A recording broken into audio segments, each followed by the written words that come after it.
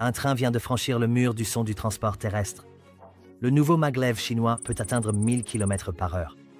C'est plus rapide qu'un Boeing 737 au décollage. Pendant que le reste du monde débat sur les voitures électriques, la Chine a construit un train qui fait paraître les avions lents. Mais voici ce dont personne ne parle. Cette technologie n'est peut-être même pas chinoise, et la véritable histoire derrière cette machine pourrait changer la façon dont chaque pays envisage l'avenir du voyage. La plupart des gens pensent que les trains sont lents, de lourdes boîtes métalliques roulant sur des rails en métal, mais la Chine vient de briser complètement cette idée. Leur nouveau prototype de maglev a atteint 623 km/h lors des essais. La version finale est conçue pour atteindre 1000 km/h dans un tube à vide. Pour mettre cela en perspective, un avion de ligne vole à environ 885 km/h. Ce train serait plus rapide que l'avion. La technologie fonctionne grâce à la lévitation magnétique. Au lieu que des roues touchent les rails, de puissants aimants soulèvent l'ensemble du train au-dessus de la voie de guidage. Aucune friction ne signifie aucune limite de vitesse due au contact. Le train flotte dans un champ magnétique contrôlé, propulsé vers l'avant par des forces électromagnétiques. C'est comme une balle tirée dans un canon magnétique, sauf que la balle est un train de passagers. Mais la vitesse n'est que le début de cette histoire. C'est là que les choses se compliquent. La technologie maglev n'a pas été inventée en Chine. Elle a été développée en Allemagne dans les années 1960. Des ingénieurs allemands ont créé les premiers systèmes maglev fonctionnels. Ils ont construit des pistes d'essai et des trains prototypes des décennies avant que la Chine n'entre en jeu.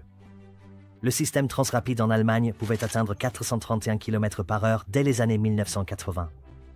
Les entreprises allemandes ont dépensé des milliards pour développer cette technologie. Ils disposaient de systèmes opérationnels alors que la plupart des pays utilisaient encore des trains diesel des années 1950. Mais l'Allemagne a commis une erreur cruciale. Elle n'a jamais industrialisé la production. Les débats politiques sur les coûts et les préoccupations environnementales ont ralenti le développement. La technologie est restée confinée dans des centres de recherche et sur de courtes pistes d'essai.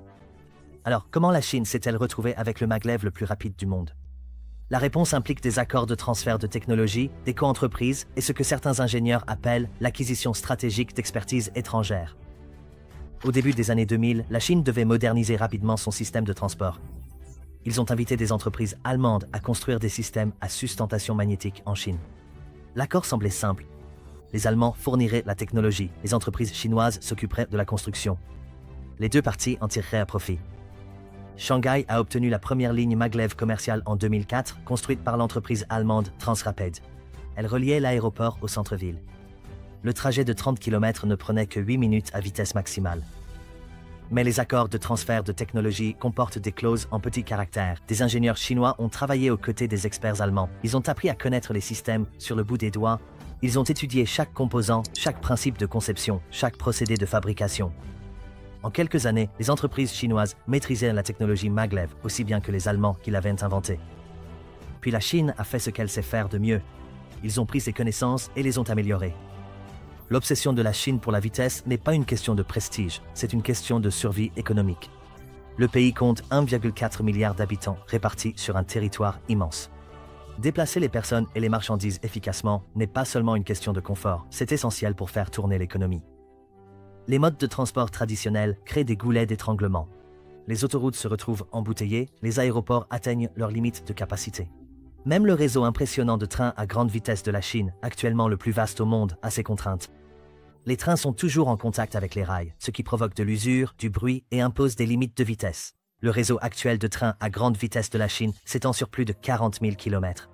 C'est plus que le reste du monde réuni. Mais même ces trains atteignent un maximum d'environ 350 km/h en service régulier. Pour un pays qui cherche à relier des villes séparées par des milliers de kilomètres, c'est encore trop lent. L'équation économique est simple. Le temps, c'est de l'argent. Chaque heure gagnée dans les transports se répercute sur des millions de passagers. Un homme d'affaires qui peut voyager de Pékin à Canton en 3 heures au lieu de 8 peut conclure des affaires plus rapidement et générer davantage d'activités économiques. Considérez l'aspect économique. Une ligne à sustentation magnétique entre Pékin et Shanghai pourrait transporter des passagers en moins de 2 heures. Le même trajet prend 4,5 heures avec le train à grande vitesse conventionnelle le plus rapide de Chine. Réduisez le temps de trajet de moitié et vous doublez pratiquement la productivité économique des deux villes.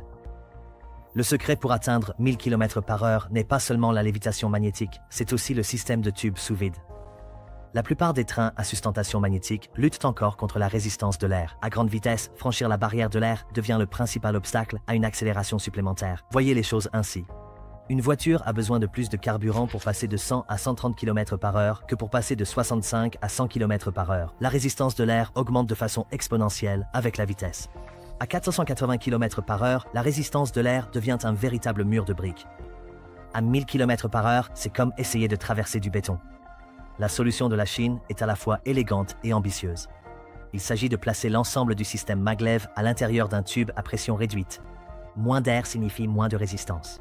Moins de résistance signifie des vitesses plus élevées avec la même quantité d'énergie.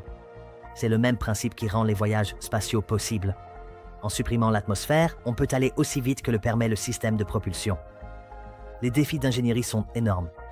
Ces tubes doivent être parfaitement étanches sur des centaines de kilomètres. Ils nécessitent d'énormes systèmes de pompage pour maintenir une faible pression d'air. Les variations de température provoquent des dilatations et des contractions qui pourraient fissurer les tubes ou désaligner les rails. Le maglev à tube sous vide représente une catégorie totalement nouvelle de transport. Il est plus rapide que la voiture, plus efficace que l'avion pour les distances moyennes et plus confortable que l'une ou l'autre option. Les passagers profitent d'une accélération en douceur, sans les turbulences du voyage en avion ni les vibrations du transport routier. D'autres pays observent le développement du maglev en Chine avec un mélange d'admiration et d'inquiétude. Si cette technologie réussit, elle pourrait donner à la Chine un avantage économique considérable. Des réseaux de transport rapides et efficaces stimulent la croissance économique. Les pays dotés de meilleures infrastructures attirent davantage d'investissements, créent plus d'emplois et génèrent plus de richesses. Les États-Unis commencent à s'y intéresser. Des entreprises américaines explorent leur propre système de transport à tube sous vide. Le concept Hyperloop d'Elon Musk présente des similitudes avec l'approche chinoise, bien qu'il utilise une technologie différente pour la lévitation et la propulsion. Plusieurs startups travaillent sur des systèmes concurrents, mais la plupart en sont encore aux premières phases de test. La différence réside dans l'échelle et l'engagement. Tandis que les entreprises américaines testent de petits prototypes, la Chine construit des infrastructures à grande échelle. Ils ne se contentent pas de prouver que la technologie fonctionne, ils démontrent qu'elle peut fonctionner à l'échelle nationale. L'Europe se trouve dans une position difficile.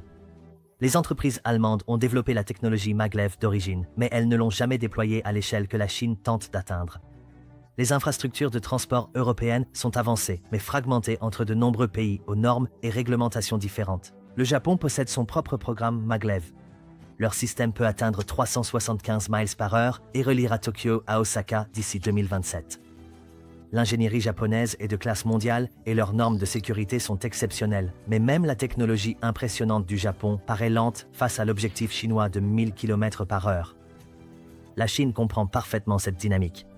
Ils ne construisent pas seulement des trains, ils bâtissent une domination économique. La construction de systèmes maglev en tube sous vide nécessite d'énormes investissements initiaux. Les premières estimations du coût du réseau chinois s'élèvent à plusieurs centaines de milliards de dollars. La ligne maglev de Shanghai a coûté environ 1,2 milliard de dollars pour seulement 19 miles de voies, soit environ 60 millions de dollars par mile. Mais le gouvernement chinois adopte une perspective différente. Il considère les dépenses d'infrastructure comme un investissement économique à long terme. Un réseau maglev qui dure 50 ans et transforme les transports à l'échelle nationale justifie des coûts initiaux massifs. Les bénéfices économiques se multiplient au fil des décennies. L'analyse traditionnelle coût-bénéfice ne saisit pas toute la valeur d'une infrastructure révolutionnaire. Lorsque le réseau autoroutier inter-État a été construit aux États-Unis, les critiques l'ont qualifié de dépense inutile. Des décennies plus tard, les économistes estiment qu'il a généré des bénéfices économiques valant des milliers de milliards de dollars. La Chine bénéficie également des économies d'échelle. Elle construit plusieurs lignes maglev simultanément, répartissant les coûts de développement sur de nombreux projets. La fabrication de composants en grande quantité réduit le coût unitaire. Le modèle de financement gouvernemental rend possible des projets ambitieux qui seraient impossibles dans une économie purement de marché. Malgré les progrès impressionnants, la technologie maglev à tube sous vide fait face à des défis importants. Maintenir une basse pression d'air sur des centaines de kilomètres de tubes nécessite un apport d'énergie constant. Les pompes à vide à elles seules consomment d'énormes quantités d'électricité. Les ingénieurs estiment que le maintien d'un vide partiel pourrait nécessiter la production de plusieurs centrales électriques. Les systèmes de sécurité deviennent plus complexes lorsque les trains circulent à 1000 km/h dans des tubes scellés. À 5000 km/h, un train parcourt plus de 270 mètres par seconde. Les systèmes de freinage traditionnels ne peuvent pas gérer ces vitesses en toute sécurité. Un arrêt d'urgence à partir de la vitesse maximale pourrait nécessiter plusieurs kilomètres et générer des niveaux de chaleur dangereux. Les conditions météorologiques créent des complications supplémentaires. Les variations de température provoquent l'expansion et la contraction des tubes. Une variation de température de 40 degrés Celsius pourrait faire dilater des kilomètres de tubes de plusieurs mètres. C'est suffisant pour désaligner le système de lévitation magnétique. Les zones sismiques nécessitent une ingénierie spéciale pour éviter le désalignement des voies. Même de petits mouvements pourraient entraîner la défaillance du système de lévitation. Les ingénieurs chinois s'attaquent à ces défis grâce à des tests approfondis et à des systèmes de sécurité redondants, mais chaque solution ajoute de la complexité et du coût à l'ensemble du système. Le maglev chinois à 1000 km/h représente bien plus qu'une simple technologie de transport. C'est une déclaration de leadership technologique et d'ambition économique. Le pays qui maîtrisera le transport terrestre ultra rapide pourrait obtenir des avantages décisifs dans l'économie du XXIe siècle. D'autres nations réagissent avec leurs propres projets ambitieux. Cette concurrence stimule l'innovation dans de nombreuses technologies. Lévitation magnétique, systèmes sous vide, électronique de puissance et matériaux avancés.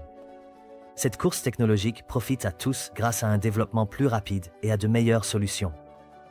L'Inde a annoncé des projets pour son propre système Hyperloop reliant les grandes villes. L'Arabie Saoudite a intégré des connexions Hyperloop dans ses projets de villes futuristes. La Russie a annoncé des recherches sur des systèmes de transport par tube sous vide reliant Moscou à des régions éloignées. Même les pays en développement ne veulent pas être laissés pour compte dans cette course. Les implications vont bien au-delà du transport. La technologie des tubes sous vide trouve des applications dans le transport de marchandises et les processus industriels. La lévitation magnétique pourrait révolutionner la fabrication et le stockage de l'énergie. Les innovations développées pour des trains atteignant 1000 km/h trouveront probablement des applications dans des secteurs totalement différents. La Chine comprend bien ces implications plus larges. Elle ne se contente pas de construire des infrastructures, elle pose les bases d'une domination future dans de nombreux secteurs. Le projet de maglev s'inscrit dans une stratégie plus vaste visant à faire de la Chine le leader mondial des technologies avancées. Mais il se passe autre chose que la plupart des gens n'ont pas encore remarqué, quelque chose qui pourrait rendre un train à 1000 km/h obsolète, et cela est déjà en cours de test dans une installation secrète juste à l'extérieur de Pékin.